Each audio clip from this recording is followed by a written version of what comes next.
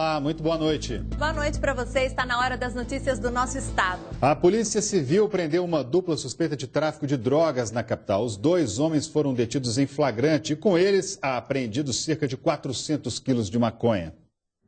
Após 4 meses de investigação, a dupla foi presa em uma casa em Venda Nova, região norte de Belo Horizonte, mas agia, segundo a polícia, em Ribeirão das Neves, nos bairros Landim e Maria Helena. No imóvel, os investigadores apreenderam 400 quilos de maconha, distribuídos em tabletes, armas, munição de vários calibres, distintivos falsos da Polícia Civil, um par de algemas, touca ninja, luneta, coletes à prova de balas, balanças de precisão, entre outros objetos para a preparação da droga. Entre todo esse material apreendido, chamou a atenção da polícia uma arma. Esta submetralhadora, fabricação caseira, 9mm, que inclusive tem um silenciador. Assim como a origem da droga, a dupla não quis informar de onde veio a arma. Este veículo também foi apreendido no imóvel. Uma investigação, que já decorre há 4 meses.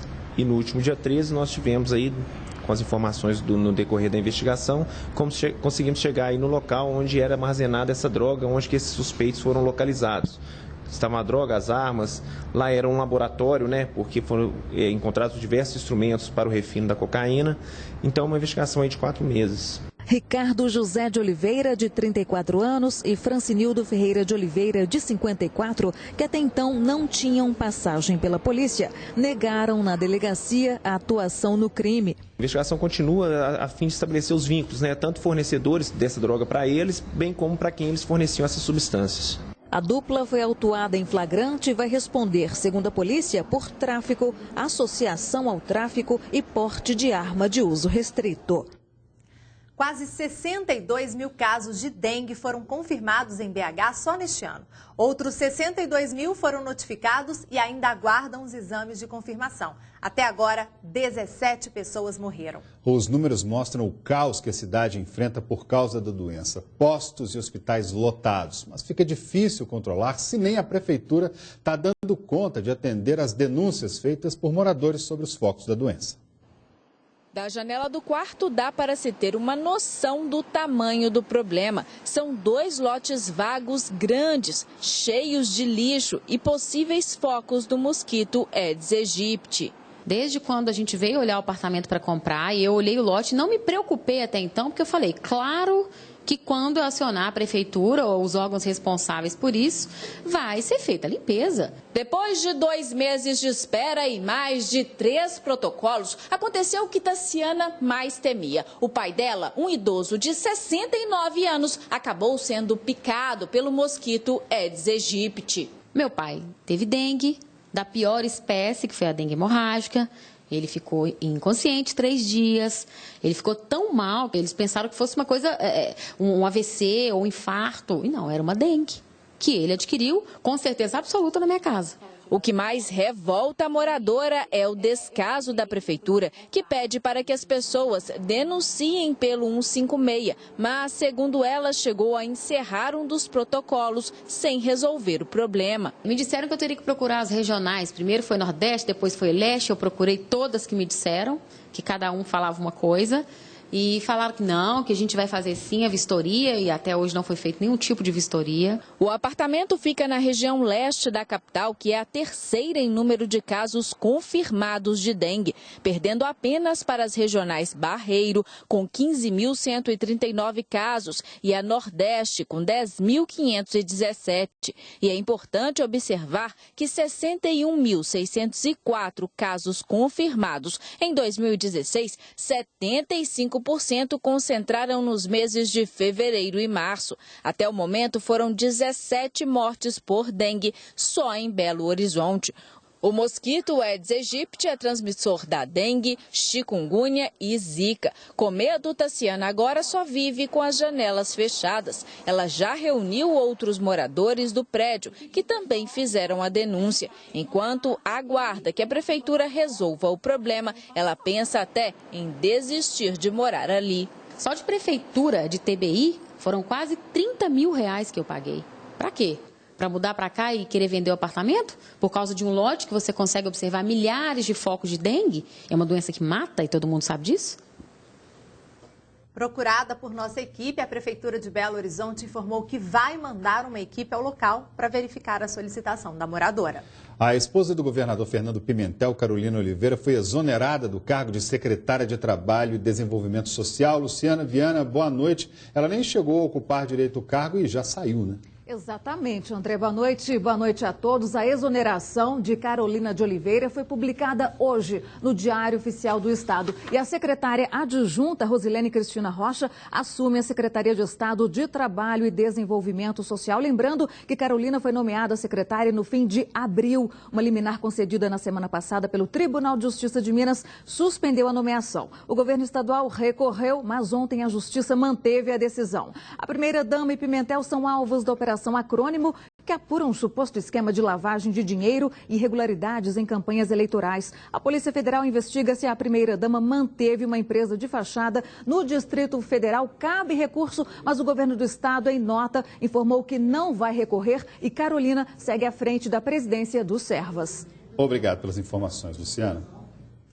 Preso no Rio de Janeiro, um homem condenado por ser o mandante do assassinato do ex-prefeito de Mariana em 2008.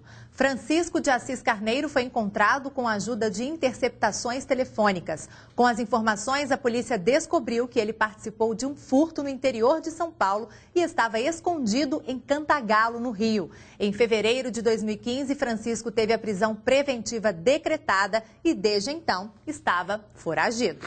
Comerciantes que atrapalharem mães a amamentarem os filhos em lojas, restaurantes ou outros locais públicos poderão ser multados. Pois é, André, parece inacreditável, né? Mas foi preciso criar uma lei para que esse direito de toda mulher seja respeitado. Nas ruas é fácil encontrar muitas histórias de constrangimento. Acompanhe com a gente. Érica foi constrangida por um segurança enquanto amamentava a filha em um shopping. Ele me pediu para eu me deslocar até um local próprio para alimentação de bebê, que existia no shopping. E eu falei que eu não iria. E ele foi e continuou a abordagem, chegou a tocar em mim e foi muito constrangedor.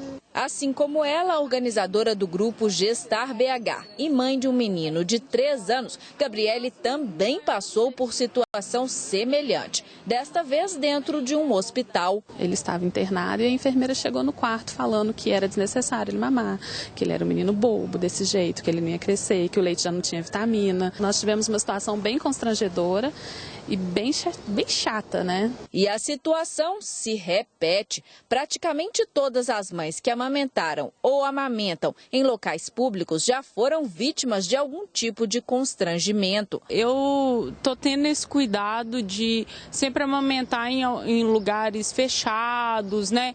Ou mesmo escondidos. Pensando nisso, um projeto de lei que acaba de ser aprovado na Câmara dos Vereadores de Belo Horizonte diz que a amamentação é um ato livre e que mãe e filho devem decidir onde fazê-lo livremente, sem intercessão de terceiros e independente da existência de áreas específicas ou exclusivas para o aleitamento. O projeto de lei prevê multa de R$ 500 para o estabelecimento que proibir ou constranger o ato da amamentação. Em caso de reincidência, o valor chega a R$ 1.000.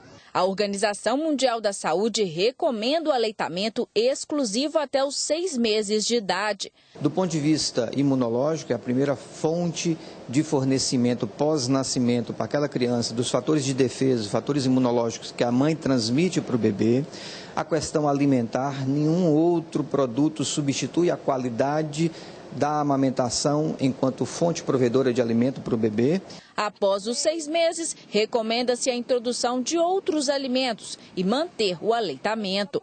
Só o leite materno ele acaba sendo insuficiente para as demandas e para as necessidades que o organismo do bebê passa a exigir a partir do 6º mês. O projeto de lei ainda precisa ser sancionado pelo prefeito Márcio Lacerda, mas as mães já fazem um apelo e ressaltam a importância da aprovação. Eu acredito que é muito importante o projeto de lei porque inibe qualquer tipo de constrangimento público. Eu acho esse projeto essencial para a mulher e para o bebê. A seguir, uma história emocionante de um adolescente que está a caminho dos Estados Unidos para se tratar de um câncer raríssimo. E logo depois do intervalo tem também futebol. O mistério no Atlético para as próximas partidas e a nova tática de Paulo Bento nos treinos do Cruzeiro. A gente volta já já.